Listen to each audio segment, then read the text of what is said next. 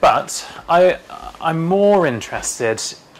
Well, I'm not. I'm equally interested in both sides, and I've got a few other thoughts that are a bit too technical to share. But one thing I'm interested in is should we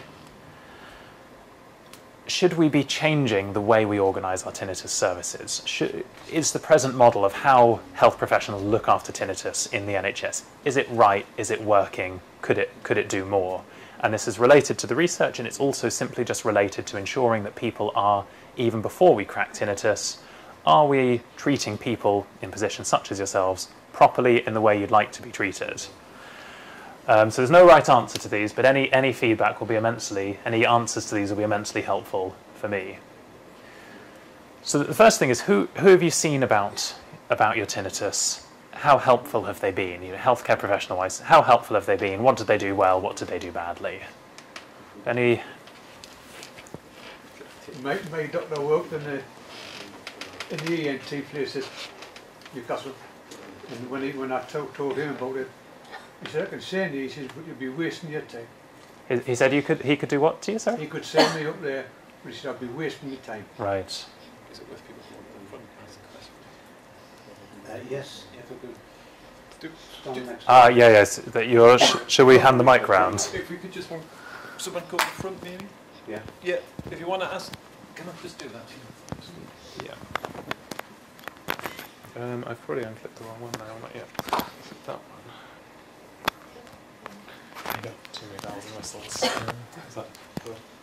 This isn't to put anyone off asking a question, but just for the sake of everybody hearing it, do you want to come up and we'll just give you the microphone, ask a question to get your answer, and then go sit back down? Is that all right? Yeah. So do you want to do it again, Anna? Maybe you can stand on that side. Yeah, I'll stand. And then you just pass it back. I went to my doctor, and he worked for the ENT place in the Freeman. And he said, I can send you, no problem. He said, but it'd be a waste of time because I can't do a thing for you. And how was that? What did you make of that? Well, that was about 4 or 5 years ago, and it's getting 100% worse. Right. Okay. And it's the worst since the last time I've seen you with stupid things on my head. Confidentiality. I'm sorry I couldn't fix things. I didn't mean anything, but I take it didn't get suddenly worse and never go back.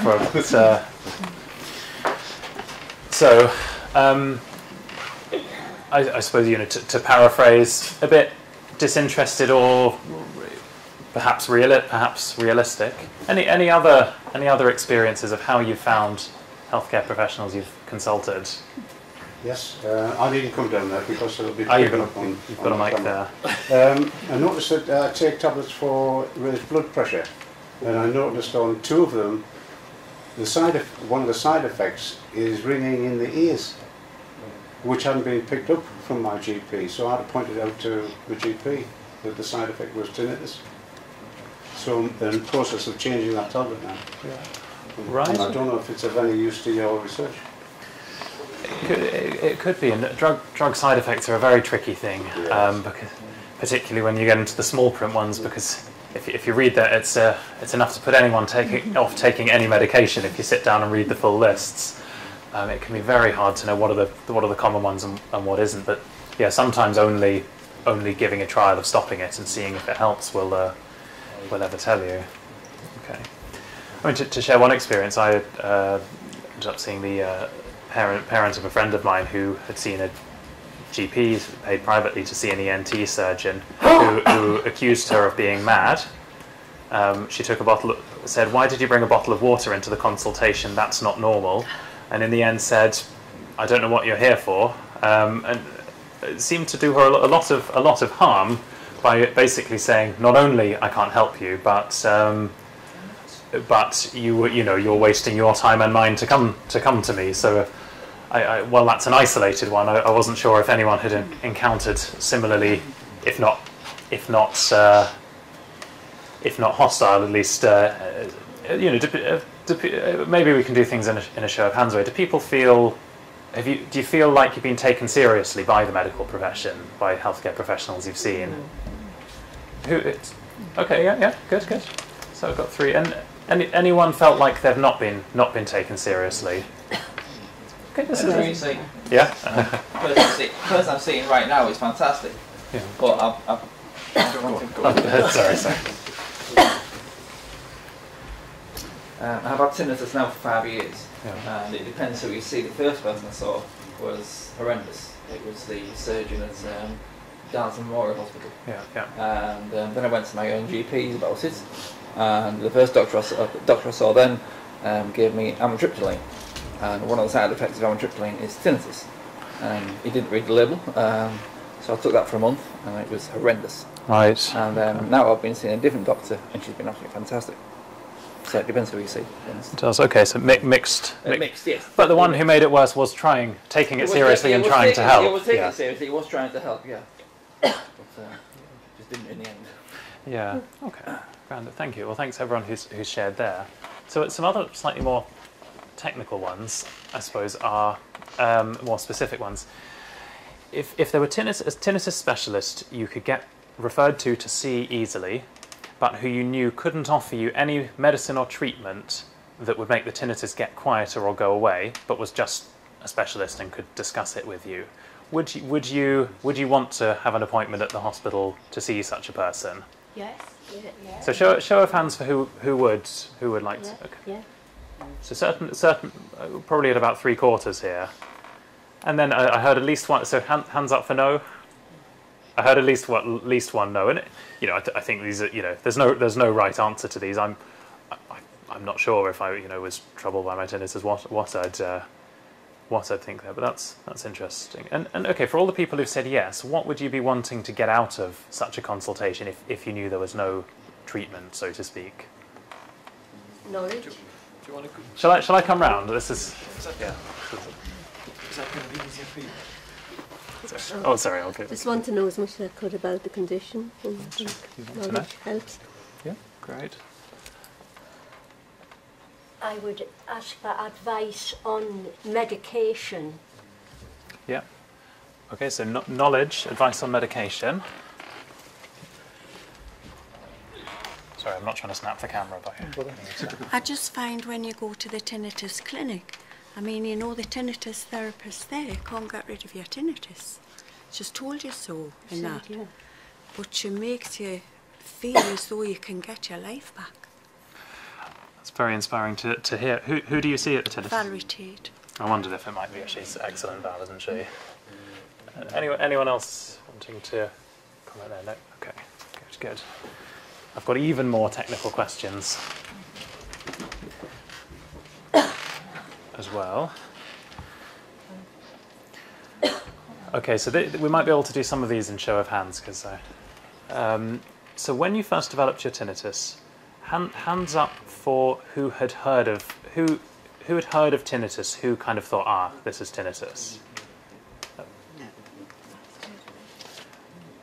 Yeah, okay, that's about 4 or 5 people. And who had no idea what it was? Okay, so a clear majority, maybe a 2 to 1 split or so. Okay. Okay, and then how long did it take you to consult? Well, if you did, to consult a doctor or other healthcare professional. Did anyone see someone within the first week? So one in the first week, first 2 weeks, first month, and keep your hands up if you said in any less time. So we're up to probably more than half by a month, and then within the first 2 months, a few more. Okay. And what about if not consulting a healthcare professional? Who read up? Did anyone read up on the internet about it within the first week? Within the internet then.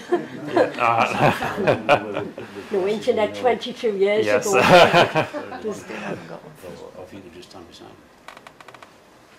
Fair enough. 30 years ago I started. 30 years, yeah. I don't. No internet.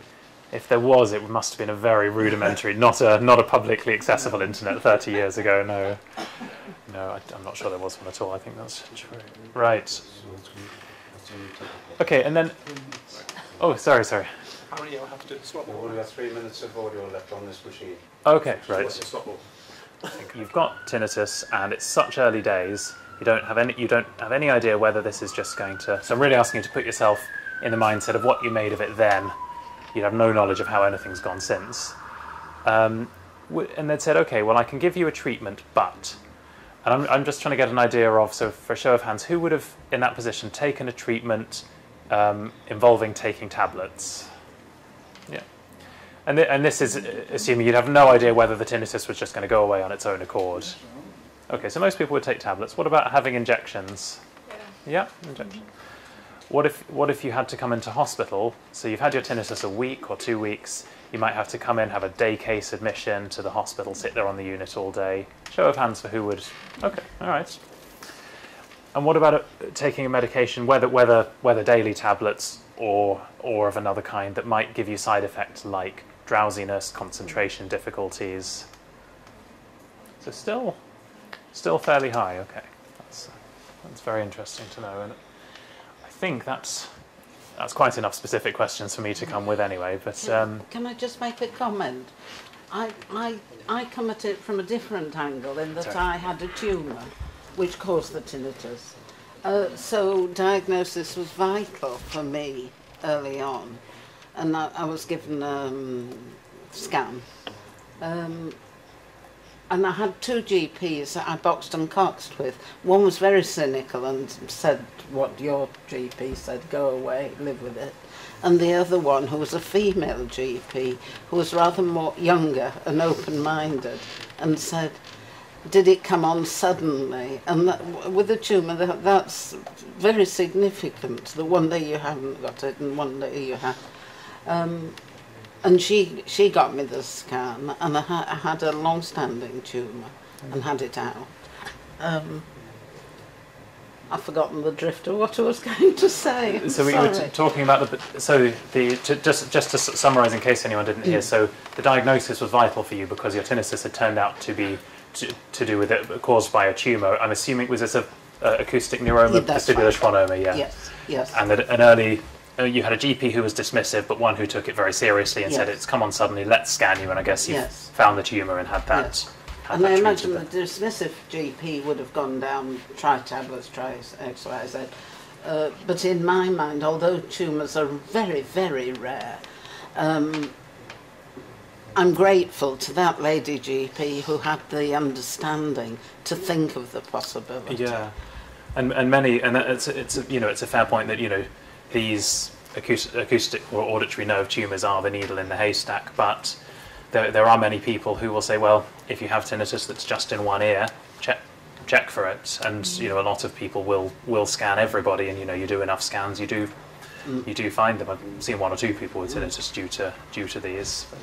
That's a very important point, because we've been really talking about sort of this idiopathic or common or garden tinnitus, but there are those significant minority of cases where something really needs to be identified. I'd have gone down the long route before finding what the cause was. If you hadn't had it picked up, I guess things would have progressed with the hearing loss and tinnitus and possibly other problems. But, that's a very good point.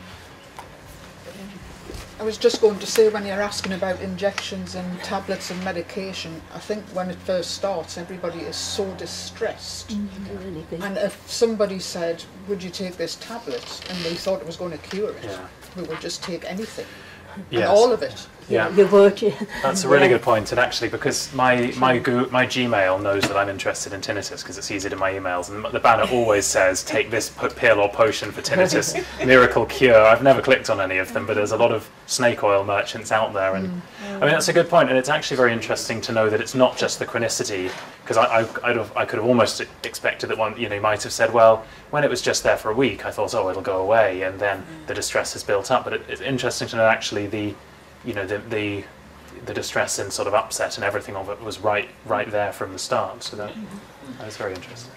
You can sort of think you're going mad a bit at first, because I've read a little bit about sort of schizophrenia for people hearing voices and things like that. When you've got a sort of sound going on, you think, well, have I got this? And before you go and see the doctor and everything, you're thinking, oh my god. Yeah, and and that's a really good point, because tinnitus is technically a hallucination, and everybody worries about hallucinations. We see a lot of people who get music as well, and I think that's probably underreported. The more complex it is, the more you're worried that you'll be told you're mad or committed to some kind of institution or banned from this or that, which is not true, but you know, it's a real worry. That's one a lot of people share, isn't it? I think they should take it a bit more seriously, because it's not classed as a disability, and for some people it can be really stressful.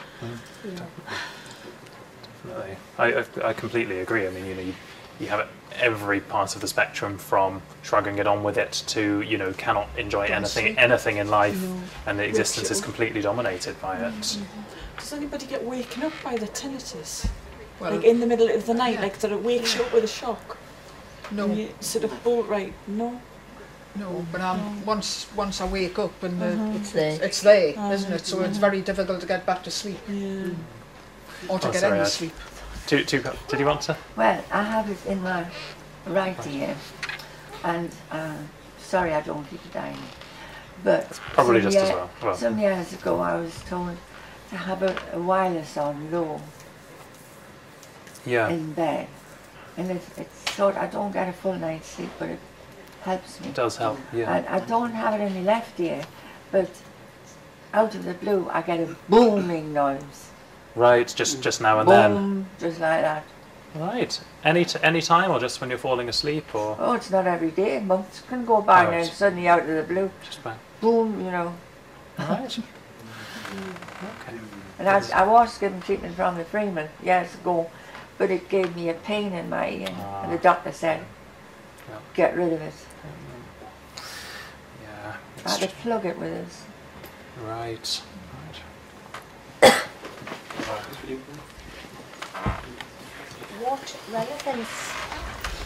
What relevance is it whether you've got it in one ear or two? Because a lot of doctors do ask that question. Yeah. And I had it in one ear for a long time, but over the recent 6 months it's now in the other ear. Yeah. Just got it in one, it's enough. Yeah. Yeah, it's enough. It's quite, as well as being deaf. Quite enough having it in one, and the deafness and tinnitus together. It's a real double whammy insult to injury, isn't it? I mean, I think that the reason doctors. Sorry, I'll come on to you in just a second. I think the reason some of the doctors think, from a diagnostic point of view, it comes back to what we were saying about tumours on the auditory nerve, that if it's purely one-sided, they think, oh, hang about, is this due to a brain or, you know, central nervous system cause, like a tumour? And in reality, only the very small minority of cases in one ear are due to that. I'm not sure if it's ever really been looked at, actually, whether you can get it in both ears, even if you've only got something in one ear. I don't know if enough is known, but I think that's what they're thinking. Whether there's a rationale to it, I don't know. Rather curiously, I'm one-sided tinnitus where the tumour was, and I had a subsequent operation to cut the auditory nerve to try and stop the tinnitus. It's actually made the tinnitus worse. But I find when I'm lying in bed at night, I get tinnitus in both ears, and it's as if being horizontal. And you can almost feel it travelling round the bones in your skull into the other ear. Does it sound ridiculous? A positional? Yes, I think you're mad. Everything everybody's said up until now sounds sensible, but that... No. I'm joking. No, I mean, tinnitus is very sensitive to position changes, pressure changes in the ear and the whole head and neck area, and the balance organs. There's a lot of work going into what they call cross-modal inputs in tinnitus, from the balance system, from the head and neck, from the feeling systems, from the muscular system, and any of these things can feed into it, cause it, exacerbate it. So it's quite common for position, movement, pressure changes, jaw problems, neck problems, any of these things, or just changes in position to change the tinnitus experience. So no, you don't sound mad. I was having some fun with you. Like I had a horrible experience the other night. I've never had this before, I've only had it once. My tinnitus was so bad I couldn't lie down. I tried to lie down and I was nearly sick. Were things spinning, or like you had any vertigo or anything? But it was just like weird. It was just a weird one-off thing. I had to sit up for about an hour and then I was alright. I could lie down, but it was just like ever so weird. It was just like, you know, I don't know if anybody else has had that. You've got one taker. I was going to say, I haven't got enough experience to know the full range of things, but people get a very wide-ranging experience. Oh, you've got the mic there. Why am I giving you this?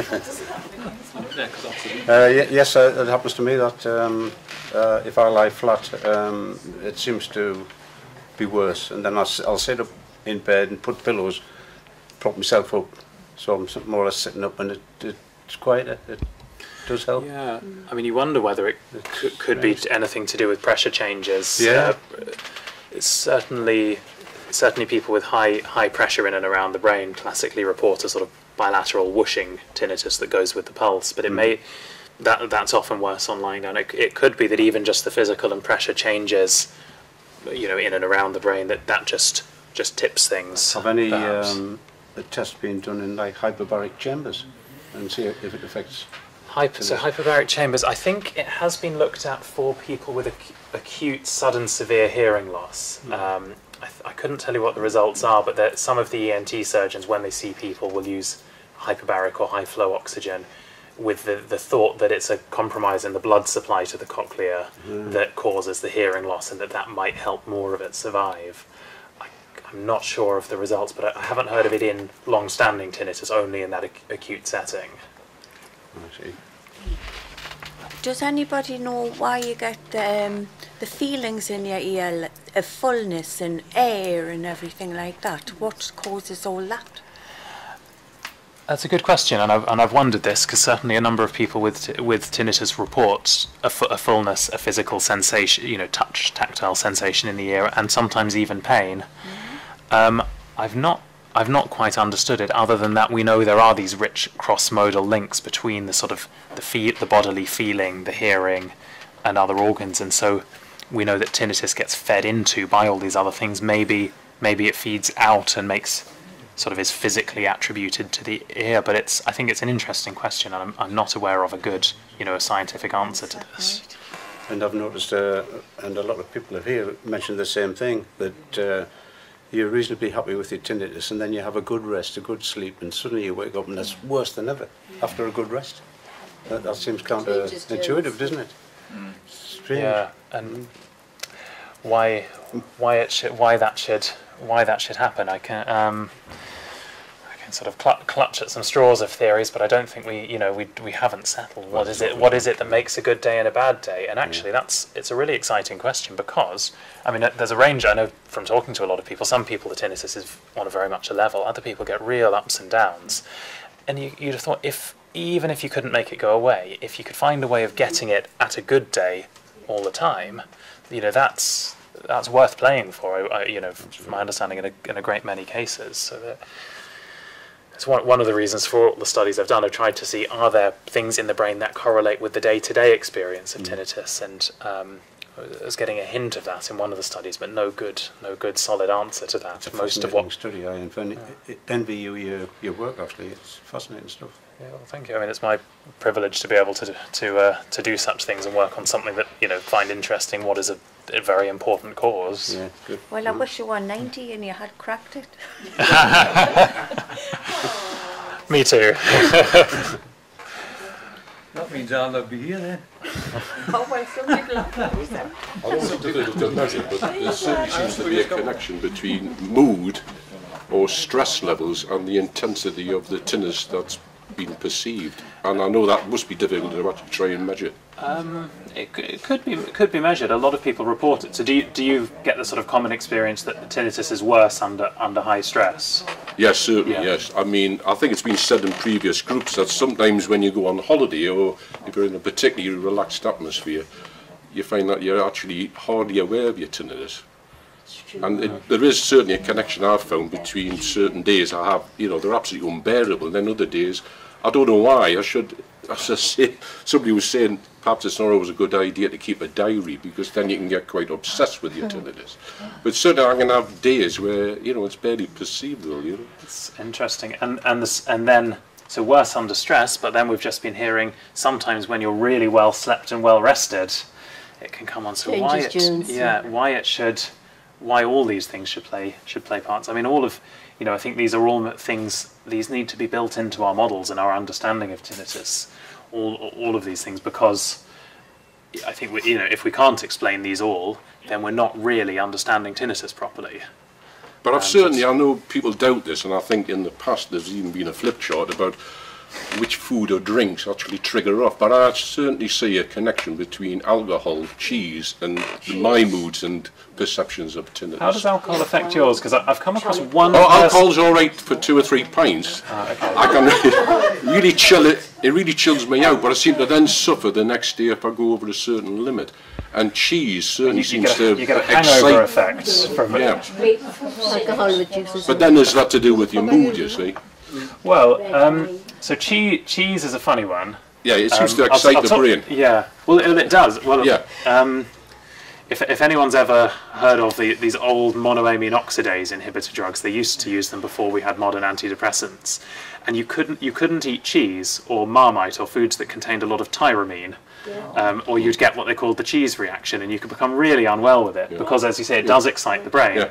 Anyone familiar with cheese dreams? Yeah. I love cheese. I love Marmite. I certainly get vivid dreams with cheese or Marmite, and it's thought to be the tyramine. It does stimulate some writers effects. used to actually have cheese and a lot of red wine late at night to to excite the imagination. Yeah. So there's a great many factors, and it will be interesting to see are these systematic, are these individual differences, or are there systematic things that can further elucidate our understanding. And alcohol's an interesting one. So I've met at least one person who the tinnitus goes completely over. There seems to be a particular blood level, and over that, gone. Back below that. Well, I haven't had any red wine for a few weeks now, and it hasn't made a hair of a difference to my tinnitus. No. So I might as well. I mean, I mentioned this to the carry on. I mentioned this to the GP. I only haven't had it because I was taking medication, so I refrained from the red wine. Yeah. But it didn't make any difference at all. It wasn't a dry January. No, it's smoking in October, isn't it? It's alcohol in January, isn't it? Yeah, I mentioned this to the GP, and he said, well, he says you might cure your tinnitus, but then you might end up with an alcohol problem. Might be worse, yeah. Which he says might be worse, you know. I mean, but sometimes there seems to be physical. I was just saying to somebody I just met for the first time this afternoon, and we seem to have several things in common, including one that I've never actually seen that common when I've come to previous groups, is if I actually go over 50-55 miles an hour in my car, I don't know if it's to do with the tyre tread noise, but actually it is far worse, and if we go up to 70, it is unbearable. So if I go on a long car journey to see my son in Bedfordshire, my head is ringing for about a day afterwards because of this long drive. I'm all right coming 5 or 6 miles. Now, is that a physical thing? Do you find your tinnitus gets set off by being in a loud environment for do you find it's worse the rest of it? I have to avoid noisy restaurants, things like that. Because this is a real. I mean, there's a lot of people interested in tinnitus subtypes, and one of the earliest things that seems to distinguish categories of tinnitus is. I mean, this goes back to sort of 1990 and Jastroboff and all of that, but he would say one of the key distinctions is people whose tinnitus is suppressed by sound and those who's exacerbated by it. And the larger proportion it's suppressed by other sounds, but there is a very well recognised group who get worse, and I've certainly met many such people. Yeah. And I think it can be particularly troublesome because actually being in being in a noise-rich environment is often one of the best ways of getting rid of distracting from the tinnitus. But if you can't do that, you end up in a very very difficult situation, I imagine. But it sounds like you're somewhere into that category probably. I've had both of those stages. I've passed through the stage where fairly loud noise quenched it a bit, and also now I'm in the stage where, just the same as you, if I travel fast in the car, it aggravates it. Oh, you find I've bought myself a set of earplugs. If I'm going to travel a fair way in a car, put the earplugs in. Yeah, I've tried that. Yeah. Deadens the noise and doesn't excite it. Is that legal? Yeah, I've tried that. Is that legal? Yes. If you pay for them, if you take them from the shop without paying, that's illegal. I'm the opposite to this gentleman here. I love nothing more than motorway driving at 60 or 70, and the loud buzz it absorbs my tinnitus, and I don't know I've got it. And it's the only occasion I don't know I've got it. Some people find that. Yes, Exactly. so I'm your other type. Yeah, well, I'm being proven right. This is a rare occurrence for me. So is that the way My job was a heavy goods driver. 50 years. I've driven over 1 million miles and never had any bother. Till I went one day to my GP. I used to get my ears syringed quite regular. And they changed the system over. They stopped doing it in surgery. You had to go to the medical centre across the road. And it was a new syringe, a motor electric syringe they used. And that was the day if I can get my records, I can tell you the minute, the day and the minute, the day my tinnitus started. Yes. Yeah, I'm not a big subscriber to ear syringing. I've done it once when my colleague said, please syringe my ear. And that was I don't think it did anything, but... I got mine done about 5 times a year. So sorry, we had a... Is that yourself? Yeah. No. Who was... Sorry. I thought...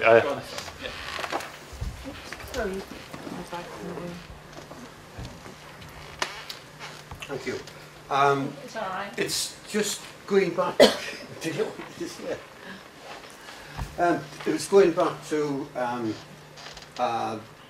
eating cheese and this sort of thing. I went to tinnitus clinic at the Freeman, and I was advised not to drink coffee because of the caffeine and tea to drink.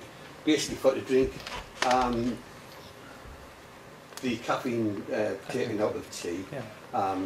Coffee, I prefer tea anyway, and not eat cheese, which I love cheese. So I faithfully carried on that for months, and it didn't. At the end of the day, it didn't make a difference. I think if what we have learned anything is that we're all different anyway. Some people, you know, they were talking about the road noises, etc. It could well have been just as easy the stress of driving on the motorway anyway. Lady here loves driving on the motorway. It would be at 70. Yeah, to me it would be. I'll be living on my nerves, quite honestly. We're continually concentrating all the time. That wouldn't help. I was also told to get a pillow speaker and plug in my MP3 system, whatever, and that didn't make a heck of a difference. I have my greatest problem, and I've had, like the gentleman here, I've had tinnitus for more years than I can think of, and it hasn't changed one little bit. I get very little sleep at nights, and as I say, going to the Freeman, quite honestly, didn't do one thing for me. I came to tinnitus group for quite a while, and I stopped coming because initially I found it helped because you realise that you're not the only one that's in this situation. And at the finish it didn't do nothing for me at all. So I haven't been for a long time. Did you want this? No. Chris? My tinnitus was preceded with a hearing loss and Meniere's type symptoms. This went on for a while. I was quite poorly with everything. The tinnitus came and it initially got louder and louder till it reached a point. Mr. Cameron at the ENT at Freeman, he perforated my left eardrum, which alleviated the Meniere's symptoms, which I find also, if my tinnitus ramps up, I'm going to feel unwell with seasick type symptoms. I find paracetamol helps magically with that. The tinnitus went and it became the major thing. I've had the hearing therapist help at the Freeman, but the best help I had with it really was my GP, and he prescribed amitriptyline, and at least I started sleeping and not being paranoid about everything. And we've got, and it's it's interesting to hear your experience being very much helped by amitriptyline and another experience of being exacerbated by amitriptyline. And it may be some of these big drug trials not delivering group level benefits because it's mixing the people who do well, the people who do badly, and the people who don't respond, and you get this average view of, oh, it doesn't do anything, but actually, is there something in this? Do we, it comes back to the subtyping thing. I know there's a big international effort to work on solid subtyping of tinnitus for these reasons. I know the Nottingham group are doing a lot on this, but. No, this is interesting. And coming back to what you said, Sarah, about sort of being told to refrain from cheese and this and that. So one key thing is anything that doesn't work. Unless you like doing it, don't do it, because it's all more ways in which you begin to become owned by the symptom and the condition, as opposed to saying actually. So as I was saying before, if it's a treatment you like, if you think it helps, you like taking it, like doing it, brilliant. But otherwise, as has been said a lot, we're all so different. You've just got to do what works for you, and there's probably no one that knows your tinnitus better than yourself, as it is at the moment. Okay, so we seem to be at a natural point to hand back to Derek. If there's no more questions on that, can we just say a big thank you? Yes. Thank you.